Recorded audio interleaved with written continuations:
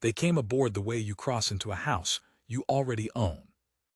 I heard the grapple lines bite first, 3 heavy percussions through the hull, hand over hand up my spine where I lay against the aft bulkhead of compartment 9, and I knew the sound because I had spent 11 years learning every noise a ship makes when something touches it that shouldn't.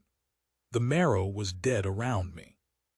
She had been dead for 2 hours and 40 minutes, gutted amidships by a slug that punched clean through the reactor gallery and took our drive, our light, and 41 people with it.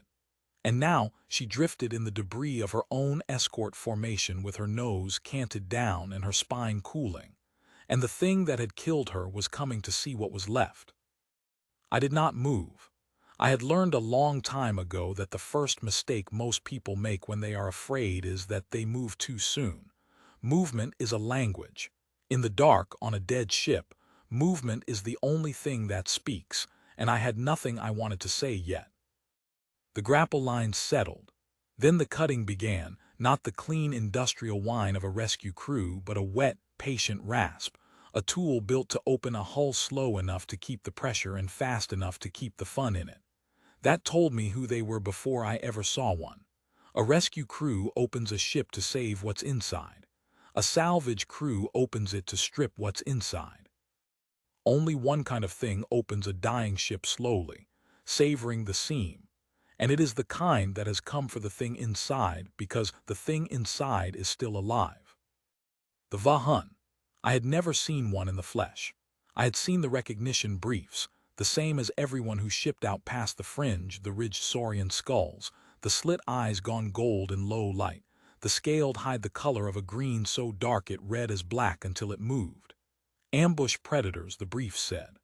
A warrior caste that hunted for rank, that took a piece of every kill and wore it, that considered a fight without a trophy to be a debt unpaid. The brief said they were the finest close-quarters hunters in the Ketelagu arm of the galaxy, and I had no reason to doubt it. They had killed 41 of my people in under a minute and lost nothing, and now they were cutting their way into the dark to finish the arithmetic. I lay still and let them. The hull gave with a soft cough of atmosphere, compartment 7, 2 frames forward of me, still holding a whisper of pressure that now bled out into their breech seal. I felt it as a change in the air against my face, a slow exhale, the ship letting a little more of herself go. Then boots. Not boots, the Vharn don't wear boots. Claws on duckplut, 4 of them per foot, and a heavier drag between the strides that I would later learn was the tail, riding low, sweeping, feeling the deck the way a blind man's cane feels a floor. 3 of them. I counted by the rhythm. 3 sets of claws, 3 tails, and under it all a low sound in a register I felt more than heard, a clicking hum that passed between them like men murmuring in a stairwell. I was in the dark, they were coming into the dark, and the dark was mine. Let me tell you what I am, because it matters, and because they never once understood it and it cost them everything. I am not a soldier. I want that clear. I have never been to a war college, never carried a rifle as my trade, never worn a rank that meant anything but the pay grade of a woman who fixes ships.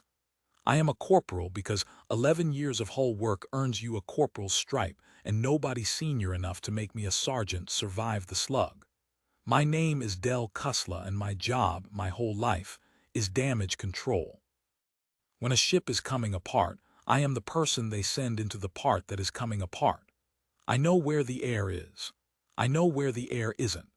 I know which bulkhead will hold and which one is lying to you, which hatch will seal, and which one will guillotine your arm off if you trust it, where the power is dead, and where it is only sleeping and can be woken up if you know the trick.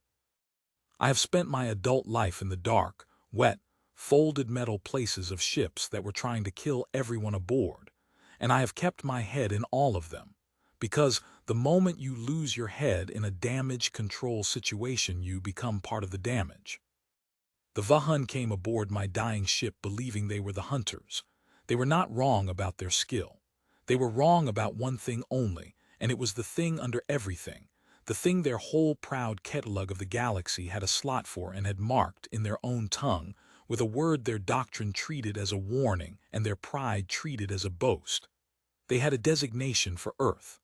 I learned it later, from the one I let live long enough to talk. They called my world Blackrange, a hunt ground where the hunt cannot be won, a place their oldest law said you did not enter, because on Blackrange the prey is a courtesy the predator extends to itself, right up until it decides to stop. They knew the word. They said it to each other, that night in the dark, as their certainty came apart, and by then it was far too late for the word to help them. The first one came through the hatch of compartment 9 at a crouch, and I got my first real look at a Vharn hunter. It was big, not tall the way we build tall, but long, low, a body that read as a coiled thing even standing, shoulders forward, weight on the balls of the feet, tail counterbalancing, the whole architecture built to explode across a room in one motion. The hide caught the faint emergency kumgla from the deck strip and threw it back green-black.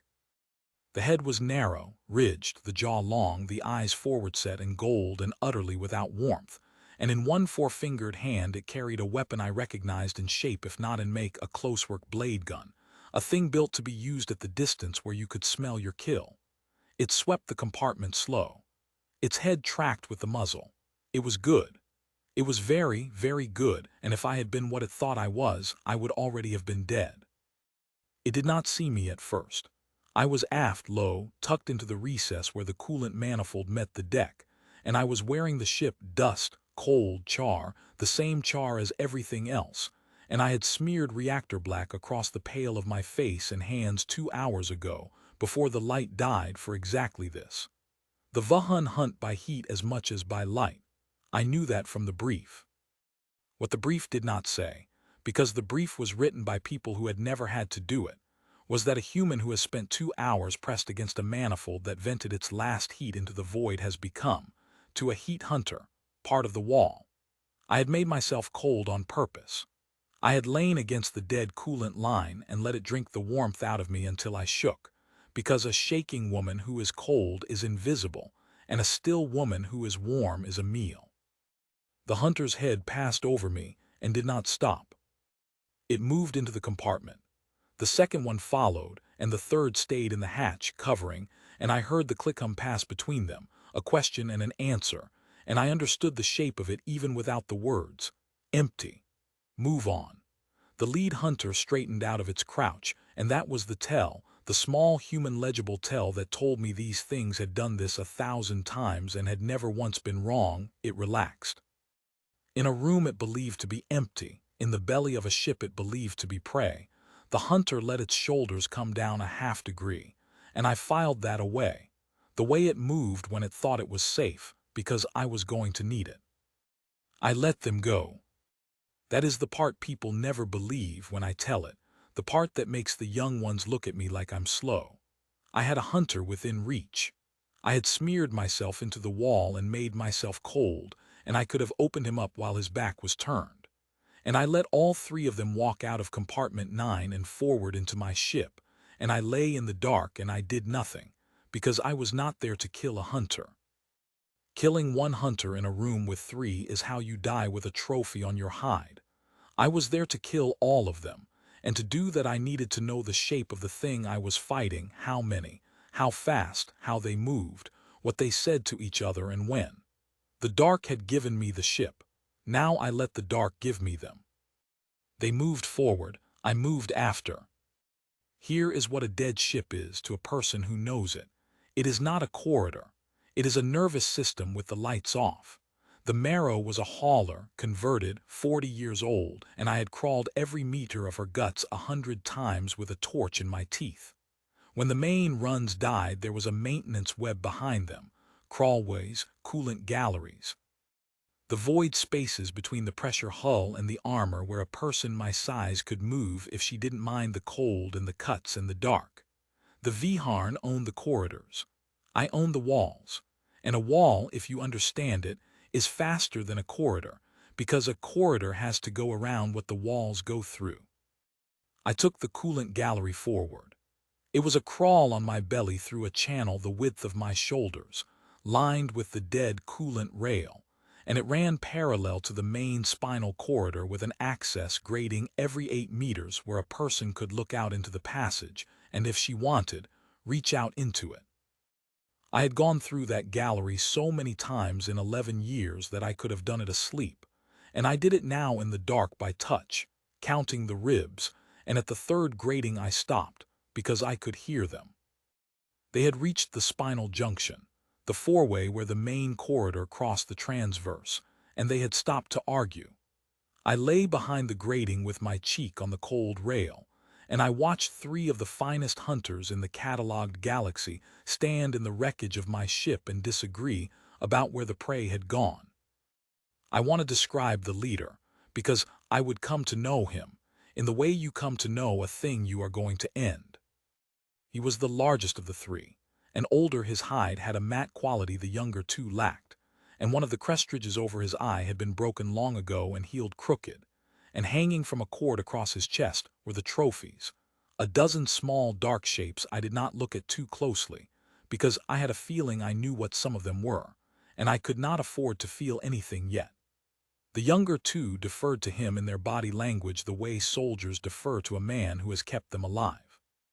He was the Huntmaster. I did not have his name yet.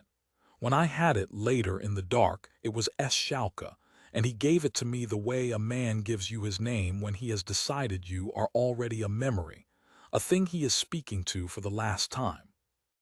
Schalke put a hand flat on the deck.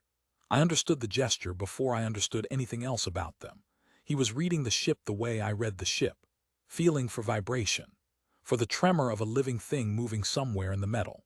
And I lay 8 meters away behind a grating with my heart slowed down to the rhythm I use in a hull breach, the slow, deep drum I have trained into myself over a decade of situations where a fast heart gets you killed, and I gave him nothing to feel. He held his hand there a long time. Then he took it up and the click hum passed, and I read the shape of it, nothing living forward, spread. They split.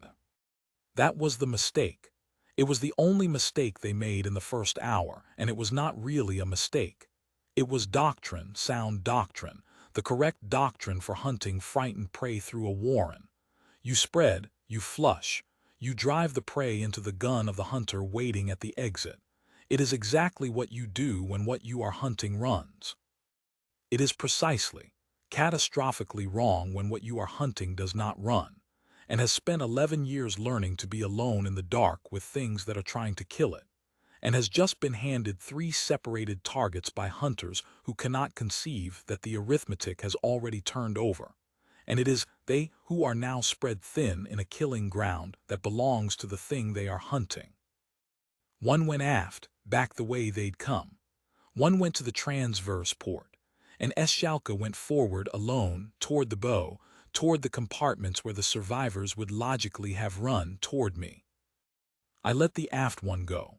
I let the port one go, and I followed the Huntmaster forward through the wall, because the fastest way to kill a pack is to make the pack afraid, and the fastest way to make a pack afraid is to take the one they were sure could not be taken.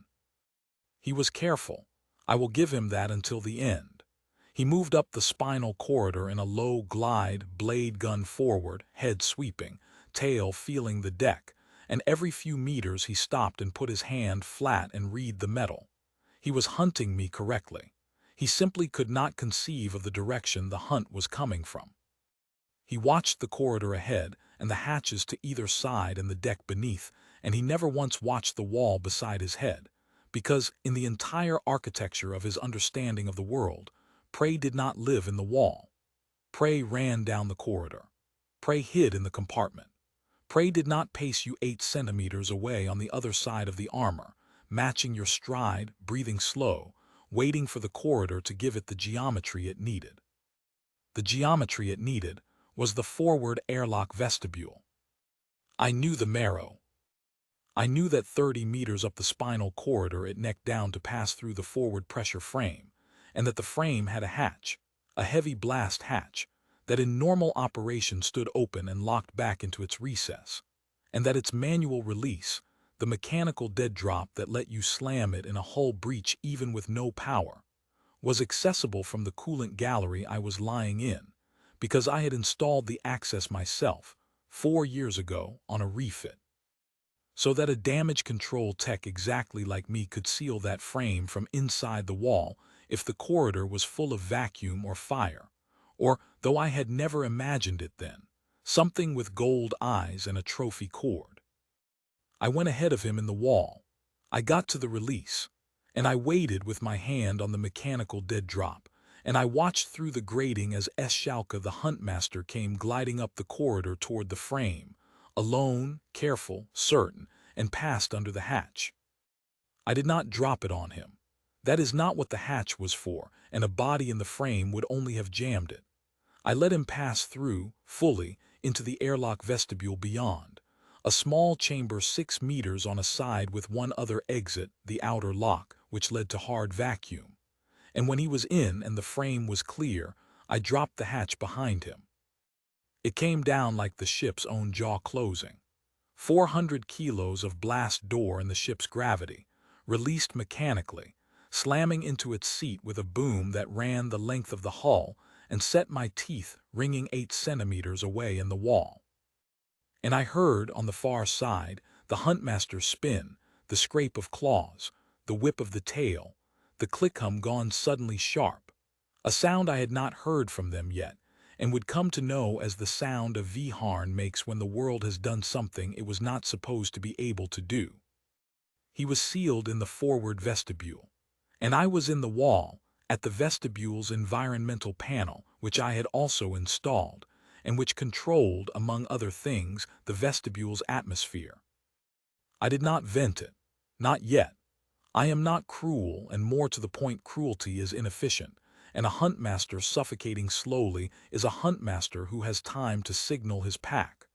What I did was colder than that, and it is the part I am least sure how to make you understand, because to understand it you have to understand that I was not angry. They had killed 41 people I had served with. Some of them I had loved, in the way you love people you have been afraid with. And I felt about the Vharn that night exactly what I feel about a fire in a compartment or a breach in a hull or a coolant leak filling a space with something that will stop your heart. I felt that they were a hazard that had gotten into my ship, and that it was my job to make the ship safe. That is the whole of it. That is the thing they never grasped, the thing that was under the word Blackrange the whole time. They came looking for prey that would run and hate and beg, because that is what the hunt is to them. The fear is the point. The fear is the trophy. And they found instead a tired woman who regarded them the way she regarded a fire, and went about putting them out with the flat competence of someone who does this for a living, because she does.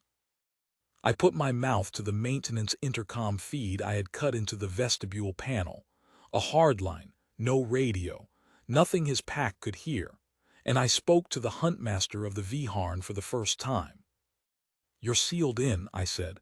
"There's one way out and it opens on vacuum. Sit down." The click-hum came back through the panel and then, to my mild surprise, words. Their translator can't, harsh and sibilant and grammared strangely, but words. "Prey," he said, "does not speak." "I'm not prey," I said. "I'm the ship." I left him there and went back into the dark to deal with the other two.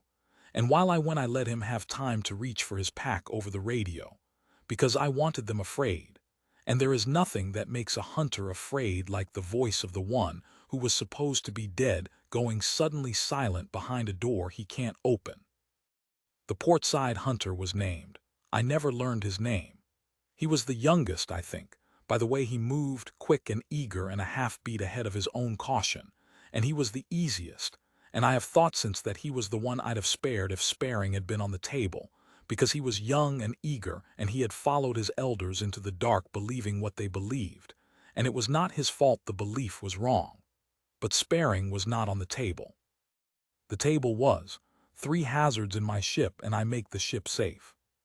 He had gone port along the transverse corridor, toward the crew berthing, and he was hunting well but hunting warm. He had his blade gun up and his heat sense wide open, sweeping the compartments for the glow of a living body. And that told me exactly how to kill him, because a hunter reading heat is a hunter who will go, fast and certain, toward the first warm thing he finds. So I gave him a warm thing.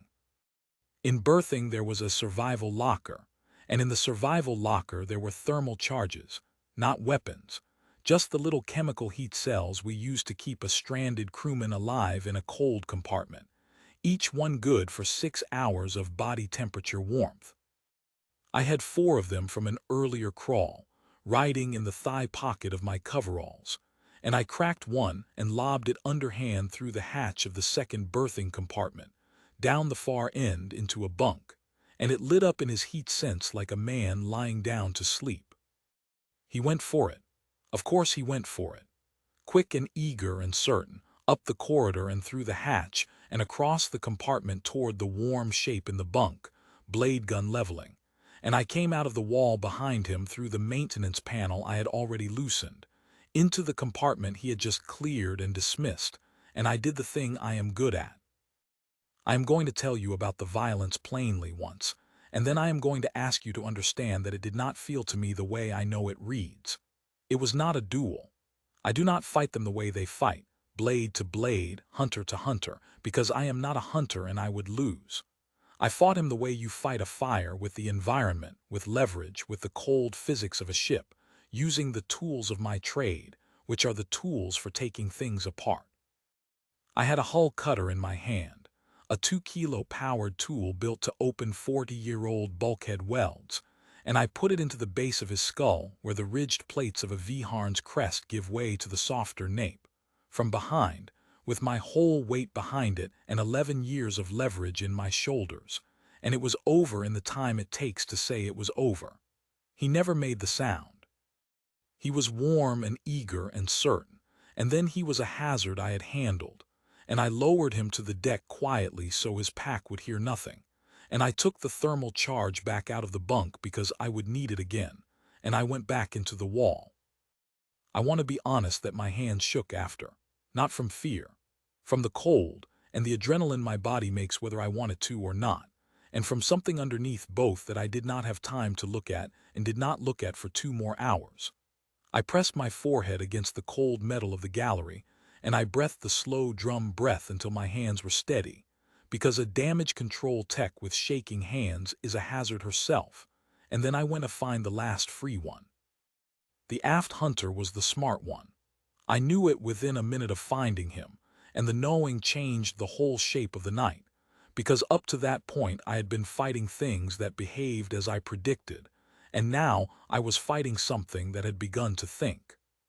He had gone aft, back toward the breach in the reactor gallery, and he had not spread out and hunted warm like the young one. He had stopped.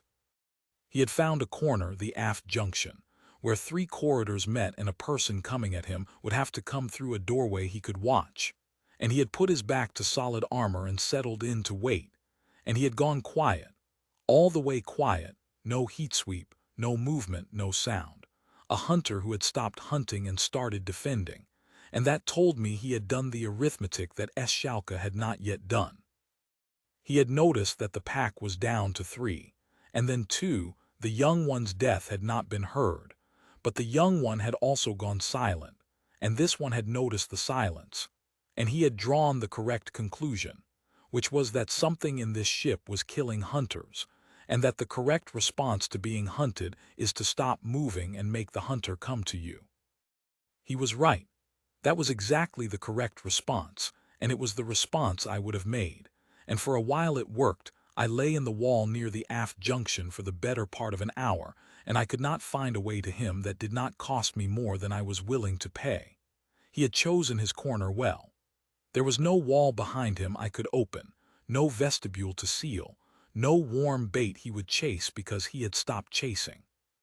He simply sat, back to the armor, gun on the doorway, and waited, and every minute he waited was a minute the huntmaster in the forward vestibule was working his own problem, and I could not spend the whole night on one careful hunter in a corner. So I changed the ship. This is the thing I have that they did not in the end, and it is not strength or speed or skill at arms, all of which they had over me in full. It is that the ship was not a fixed board we were both playing on. The ship was mine, down in the walls, and I could reach into her and change the rules of the space we were fighting in. The aft hunter had chosen the perfect corner for the ship as it was. I did not fight him in the ship as it was. I went forward through the gallery to the environmental trunk, and I opened the aft section to space. Not all at once. That would have taken him too fast and clean, and more to the point it would have taken me too, and the sections of the ship I still needed. I did it the way I would do a controlled vent in a fire. I isolated the aft junction and the two corridors feeding it. I confirmed the seals on my own gallery, and then I blew the emergency relief on the reactor gallery breach, the one the killing slug had made, and I let the last held atmosphere of the aft third of the Marrow find its way out through the hole that had killed her. It did not roar. In vacuum there is no roar.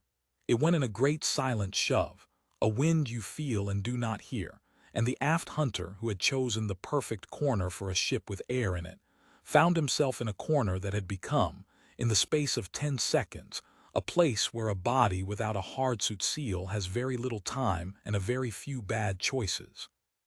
He had a mask, the Vharn hunt in thin air, and their masks buy them minutes, but minutes in a decompressing ship are not the same as minutes in a corner, because now he had to move, and the moment he had to move he was no longer a hunter in a corner.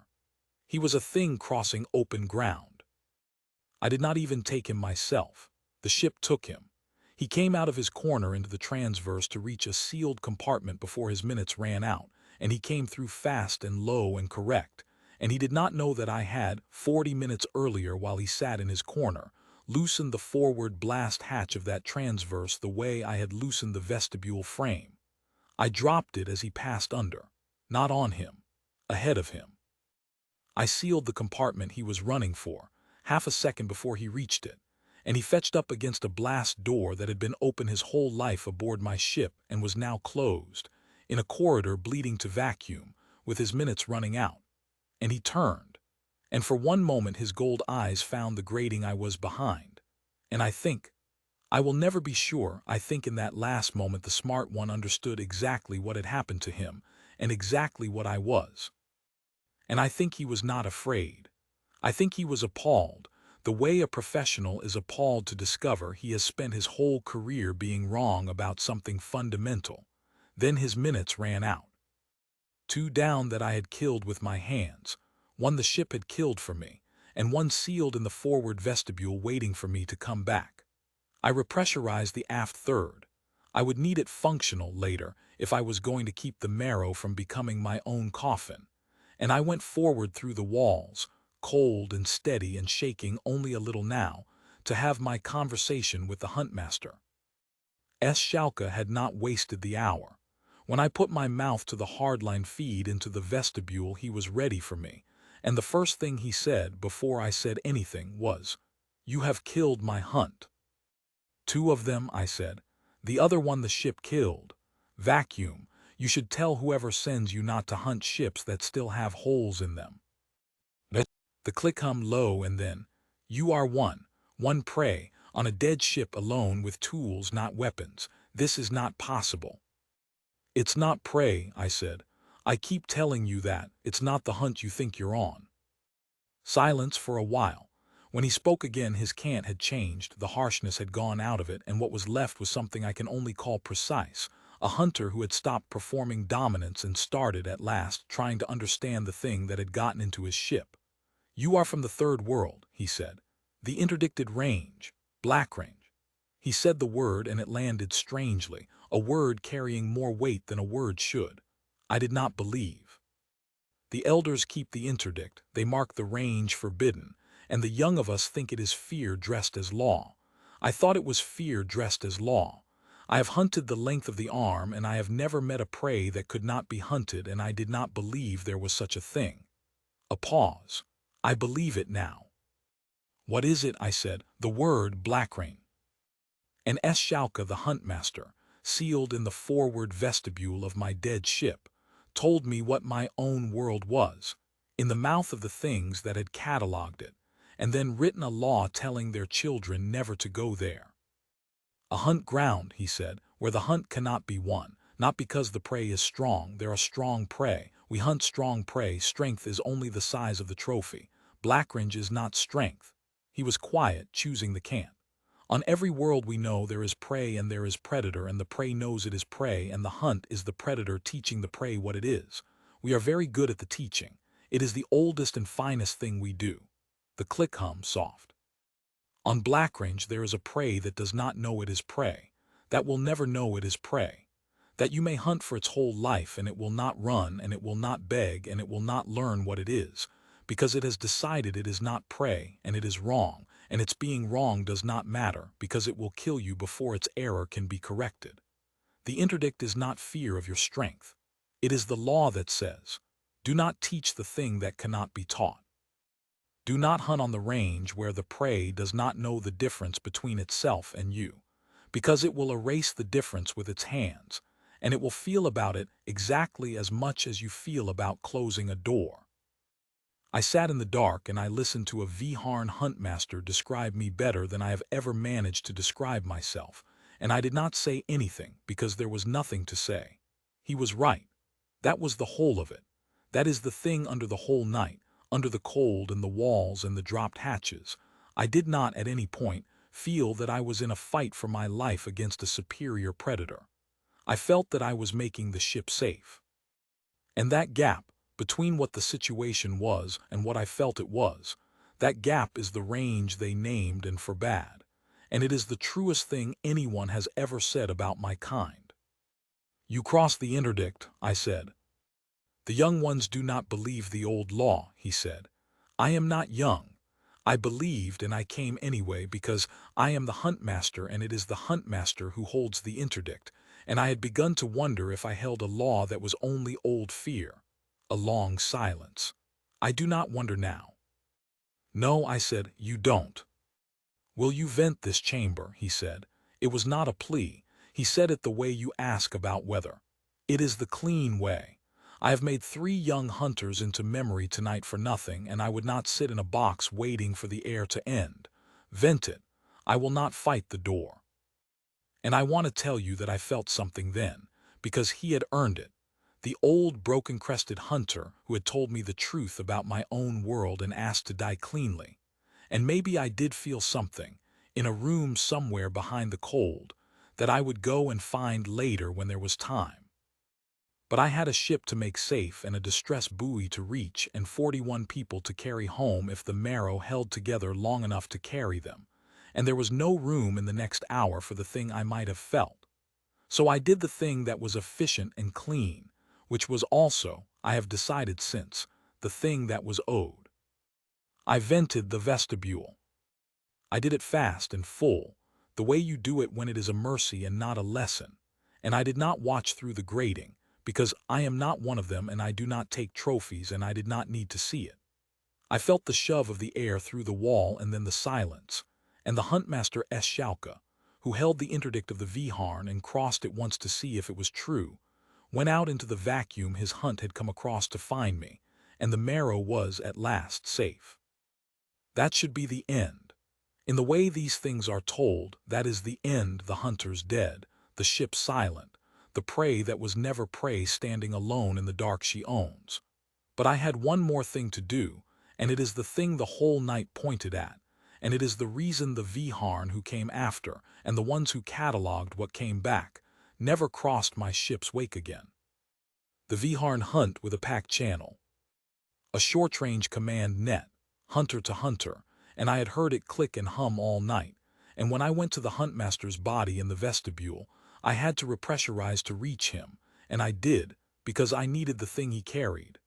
I took his command unit off the trophy cord, and I understood, holding it, that it was still live and still linked, faint and far, to the huntship that had put these 4 aboard, and was somewhere out in the debris waiting for its hunters to signal the cull complete.